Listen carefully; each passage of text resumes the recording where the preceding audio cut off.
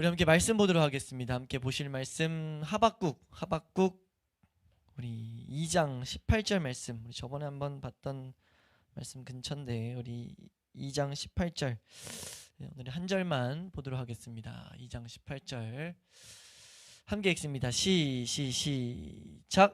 새긴 우상은 그 새겨 만든 자에게 무엇이 유익하겠느냐.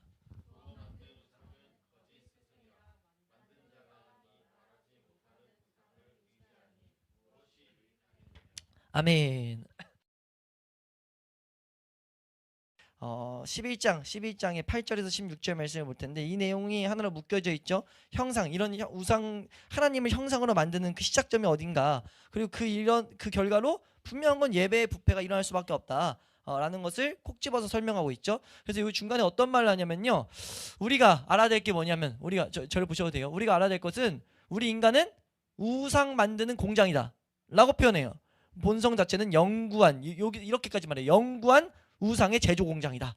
이걸 우리는 알 수 있다라는 것을 여러 논쟁을 통해서 왔거든요. 우린 정확히 봐야 되는 거죠. 이건 뭐 논쟁할 거리가 아니에요. 전 동의하기 때문에 지금 설명을 드리는 겁니다. 그러니까 이 정도는 목회자가 이 강단에서 말하는 것을 붙들고 같이 가시는 게 좋아요. 이거 좀 아닌 것 같은데 이런 생각은 안 하시는 게 좋다는 거죠. 만약 그게 너무 드시면 그건 꼭 들고 오셔야 돼요. 그 부분에 있어서 뭔가 신앙에 문제가 있을 수 있는 거거든요. 이해되시나요? 그런 식으로 집요하게 이 말씀을 내 삶의 정확한 기준으로 세워놓으려고 해야 된다는 거죠.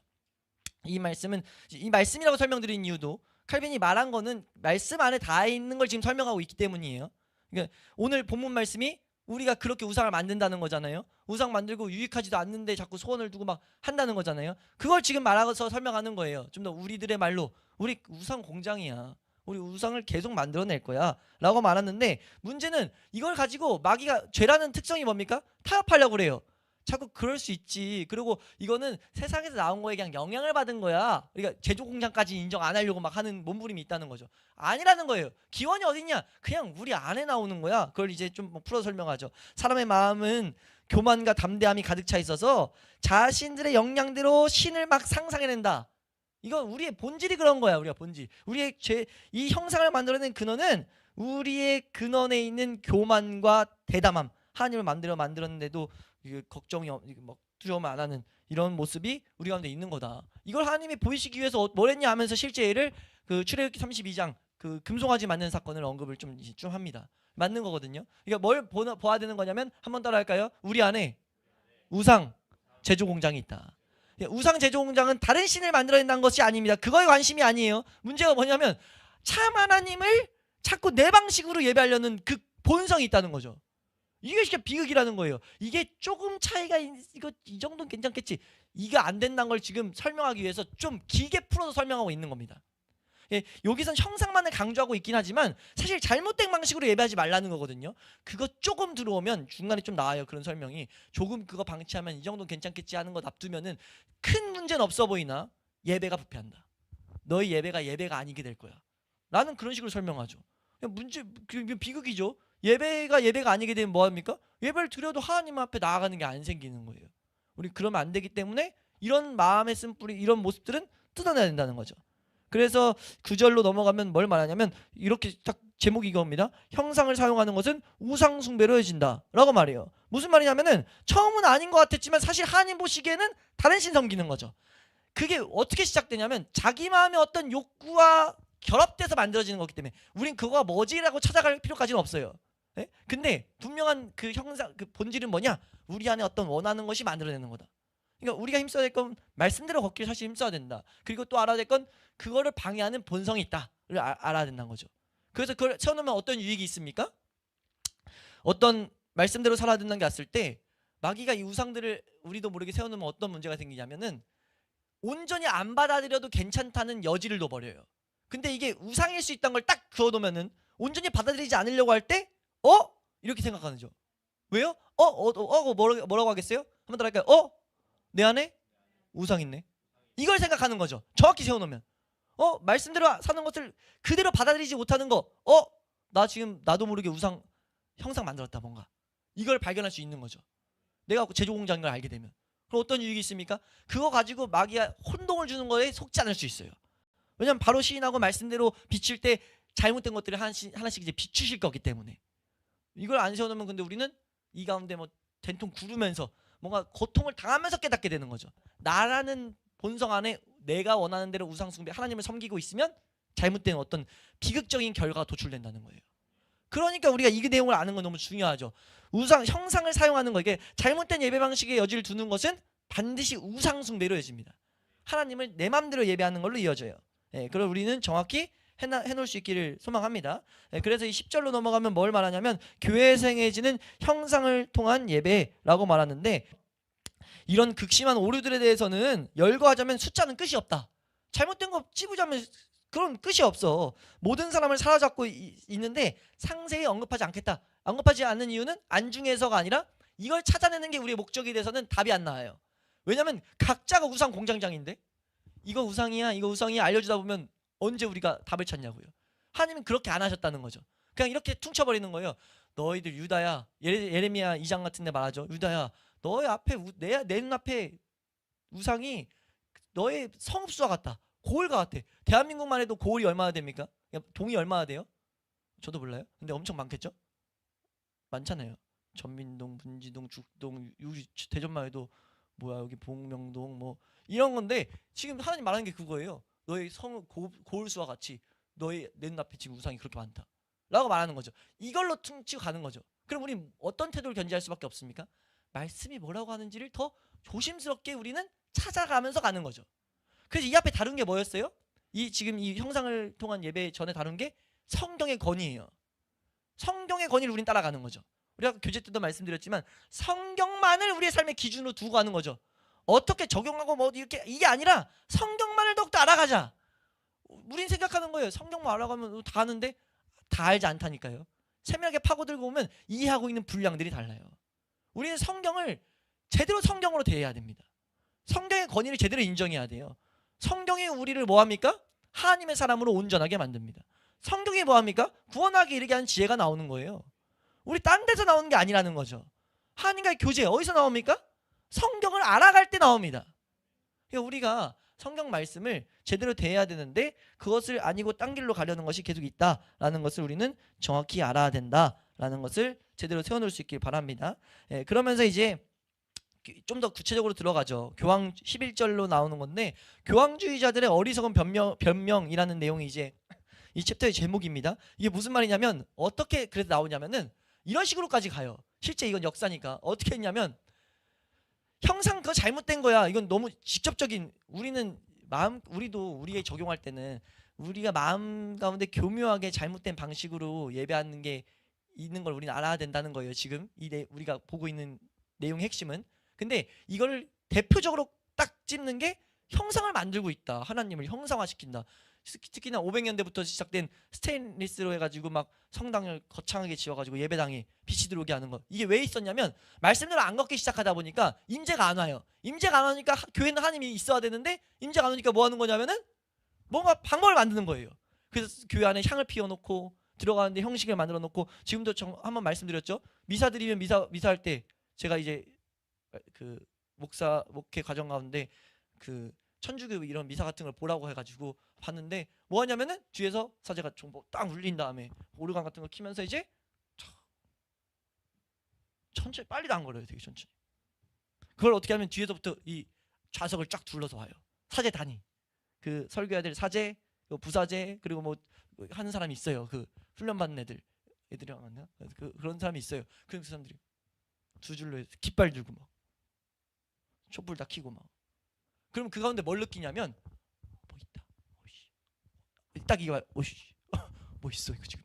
이거 하나님이야. 근데 왜냐면 하나님이라면 하나님이라 하니까. 하나님의 임재가 있다고 하니까.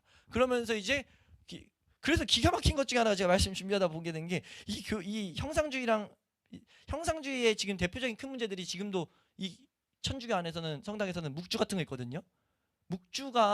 묵주라든지 뭐 손수건이라든지 뭐 이렇게 뭐 시프 뭐 이런 것들이 있대요. 뭐 별게 있는데 신부가 있는 좀 추기경이라든지 그 급 되는 신부가 자기의 신부복을 살짝 잘라가지고 코팅해서 죽어서 목걸이 하고 있으면 하나님의 은총이 덮고 있어요. 악기가 물러가. 이거 뭔 내용이냐 말하는 것 같은데 이게 지금 천주교에서 하고 있는 그게 하나님의 임재라고 말하고 있는 그렇게까지 극단적으로 걔들이 틀렸다가 아니라 근데 그게 우리 기독교 안에도 다른 모양으로 들어온다는 걸 알아야 된다는 거죠. 예, 거기 뭐 말하다가 재밌는 게 손수건이 이제 하나님의 능력이 되려면은 그 뭐 해야 되냐면 축성을 해야 돼요. 축성. 근데 축성은 사실 그 사제가 사제되는 거, 사제의 옷이 능력 있게 되는 건 축성을 받게 돼서 삼위의 하나님으로 그 사제가 축성을 하는 거거든요. 축성하면은 거룩한 존재가 돼요. 그 사제는 그때부터. 그래서 거룩한 사제 함부로 하면 안 돼요. 그리고 사제가 이제 그 고해성사도 할 수 있고. 근데 이제 축성과 좀 한 단계 다른 개념으로 축복 개념이 있어요. 축복. 우리가 아는 이 축복이 사제 그 축성을 받는 사제가 제가 만약에 손수건에다 축복을 해요. 성부와 성자 성령의 이름으로 하나님의 능력이 덮이기를 원합니다. 딱 하고 선물로 줘요. 이때부터 이거 집에 가져가면 하나님 이제 같이 있는 거야. 뭔 말인지 모르겠는데 이런 일이 지금 교회 안에 발생됐다는 거예요. 왜요? 이래놓고 근데 이 교양들이 뭐라고 말하냐면은 그거는 하나님 예배하는 거 아니야. 이런 식으로 말해요. 그러면서 뭐 어떤 단어 쓰냐면은 어떤 단어가 있었는데 둘리야. 예배하는 게 아니라 둘리하는 봉사하다거든요. 봉사하는 거야. 하나님을 위한 봉사의 도움이야 라고 말하는데 칼빈이 그런 말하는 걸 보면서 뭐라고 하냐면은 야 저놈들 하는 말을 봐. 지금 저거는 지금 마치 뭐가 같냐면은 형상을 예배하지만 예배하는 게 아니야 라고 말하는 것과 같아 라고 말하는 거예요. 이게 뭐냐면 우리 개념으로 하면 술 마시고 운전했는데 음주운전은 아니에요. 이거예요. 술 마시고 운전하면 뭐예요? 음주운전이죠. 근데 난 그런 단어 안 쓴다는 거예요. 난 그 단어 안 써요. 단어가 다른 거니까 난 음주운전 아니에요. 뭔 말이야? 그 말하고 있다는 거죠. 말도 안 되는 말. 그건 그냥 우상 숭배야. 너 예배하고 있는 거야.를 우린 정확히 알아야 된다는 거죠. 이거 우리에게 적용하면 뭡니까? 나 그렇게까지 하나님을 다른 방식으로 예배 안 했어요. 아니 뜯어놓고 보면 너 그거 지금 다른 방식으로 예배하는 거야. 결국 말씀대로 걸어가지 않으면 다른 방식으로 예배할 수밖에 없다는 거죠. 우리의 신앙은.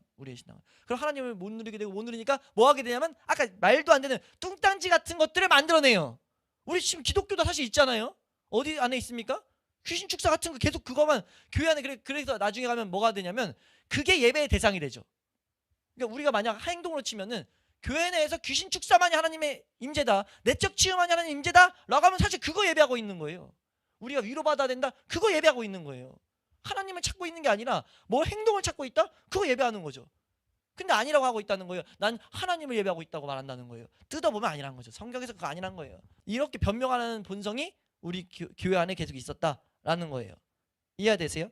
그래서 우리가 우리 안에 이런 우리 우상 공장장인데 이런 본성을 찾아내는 건 너무 중요하다. 그 본성을 찾아내는 방법은 오직 말씀대로 걸어가는 것밖에 없다. 그러면서 우리가 가야 된다는 겁니다. 그래서 중간에 잠깐 좀 쉬어가는 것처럼 칼빈이 말하는 거예요. 나는 어떤 형상도 만들지 말란 건 아니야. 그러면서 우리 십자가 만들어 놓잖아요. 그 기준점을 주는 것 중에 하나가 있던 거 만드는 거 문제 안 돼. 십자가 있었잖아요. 단지 이걸 묵상하는 게 뭡니까? 십자가를 통해서 예수님의 대속적 죽음을 생각해야 된다는 걸 생각하는 거죠. 이걸 본다고 뭐가 있는 게 아니고. 이렇게 되면 잘못된 거예요. 이걸 예배하는 건 이걸 보면서 뭘 가져다 줄 것 같지? 그럼 이거 진짜 더 잘 만들어야죠. 빛도 다 넣고 해야지 우리가 막.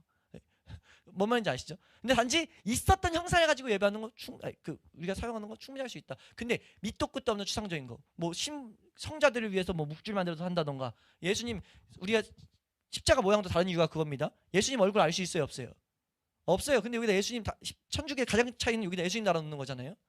예수님을 왜 달아놓냐는 거죠. 묵상해야 되는 걸 알고 성경을 통해서 묵상해야 되는데 보면서 묵상하려고 한다는 거예요. 그거 예배한다는 겁니다. 그걸 토대로 매개체를 삼아서 갈 수 있는 건 아니라는 거죠. 이해되세요? 그런 구분을 좀 여기 이 챕터에서 좀 주고 있어요. 그래서 그게 이제 12장이 나오고 13절 말씀에 이게 중요한 내용이 나오죠. 13절 제목 자체가 뭐냐면은 한번 따라해 보겠습니다. 형상은 순전한 신앙을 타락시킨다. 여기서 이런 말을 해요. 그것들이 전혀 또는 들어보세요. 전혀 또는 거의 쓸모가 없을 뿐 아니라, 그러니까 이렇게 잘못된 방식은요. 전혀 혹은 거의 쓸모가 없어요. 근데 그게 거기뿐만 아니라 뭐가 문제냐면 매우 위험스러운 것이라고 판단했기 때문에 이걸 의도적으로 지금 배격해야 된다는 거죠. 매우 위험스러운 거라는 거예요. 왜 위험스럽냐? 이거는 뭐 하게 되냐? 우리가 마치 우리 마음이 동요돼 가지고 이게 하나님처럼 점차 만든다는 거예요. 아까 말했던 어떤 행동들이 이게 진짜 하나님 임재한 것처럼 느끼게 되죠. 실제 그렇게 느껴지게 만든다는 거예요. 미혹이 된다는 거죠. 그래서 문제라는 거예요. 이걸 납두면 안 된다는 거예요. 교회 안에 잘못된 방식으로 예배하는 것들이. 이해되세요? 네, 그래서 그런 설명들이 이제 13절에 좀 돼 있고요. 14절에 이제 13절에 좀 설명에 좀 제가 이제 이건 좀 우리가 생각하면 되겠다라고 한 게, 그래서 우리가 알아야 될 건 사실 우리는 우상 숭배의 깃발이 너무 높아져 있다. 이걸 너무 경험하고 있다. 그러지 않으려면 말씀, 성찬, 세례 이 세 개만이 우리의 능력이 돼야 되는데 이 능력이 희석돼 버리는 거죠. 딴 걸 교회 안에 계속 놔두면은 말씀만 걷는 것을 이상하게 만드는 거예요. 지금 우린 그런 시대에 살고 있는 거고 성찬, 성례에 대한 의미를 자꾸 이상하게 만들려고 한다는 거죠. 그러니까 우리는 그런 오류에 안 빠질 수 있기를 소망합니다. 그러니까 우리는 이거의 대전제를 놓치면 안 돼요. 말씀이 능력되는 걸 경험하기 위한 거예요. 말씀만을 기준 더 삼자는 거죠. 그 길 따라가는 거예요. 우린 그냥 우리 그렇게 걸어갈 수 있기를 소망합니다. 딴 거에 기웃거리지 아니하고. 그래서 이것을 이제 정리하면서 14절에 뭘 말하냐면 중요한 한 가지가 나와요.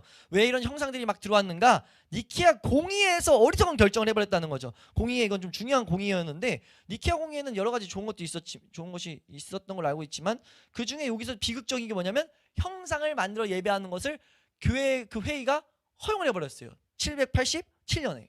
그래서 그때부터 교회 안에서 아예 중세 시대로 아예 그 타락으로 가는 헬게이트가 열려서 완전 그때부터 별의별 일이 다 발생되죠. 중세 교회 암흑기가 시작되는 거죠. 근데 그 시작점에서 이제 뭐가 되냐면 회의에서 이걸 허용해요. 근데 왜 허용했나 봤더니 여기서 이제 콕 집어넣는 게 말씀을 왜곡했다. 말씀을 잘못 해석해버려요.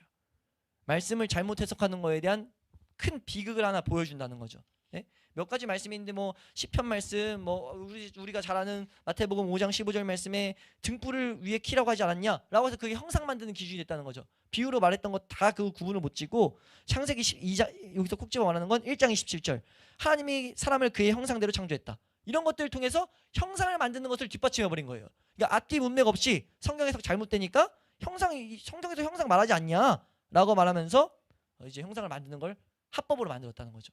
특히 제일 큰 이 당시 회의 때 나온 구절들이 여기 적혀 있는 거예요. 그 중에 하나가 요한일서 1장 1절에 우리가 눈으로 본 바요. 이거 가지고 봐야 되면 형상이 있어야지. 이렇게 한 거예요. 이 성경 완전 잘못 해석한 거죠. 이해되시나요? 그러니까 우리가 성경을 잘못 해석하는 게 어떤 비극을 낳는지 우리는 정확히 알아야 된다는 겁니다.